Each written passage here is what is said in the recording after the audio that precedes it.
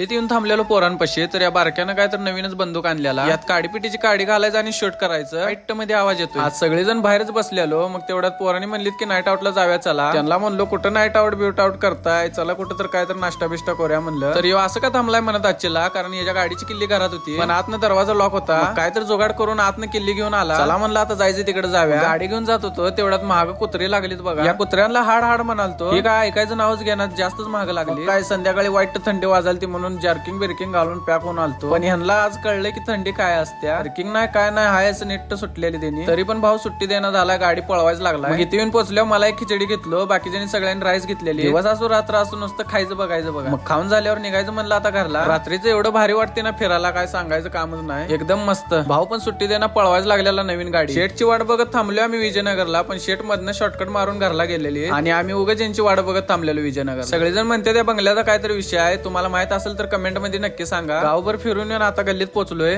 तर व्हिडिओ कसा वाटला भावांनो कमेंट मध्ये सांगा, आणि नेक्स्ट व्लॉग कोणत्या टॉपिक वर पाहिजे ते पण कमेंट मध्ये सांगा. तर चला भावांनो, गुड नाईट.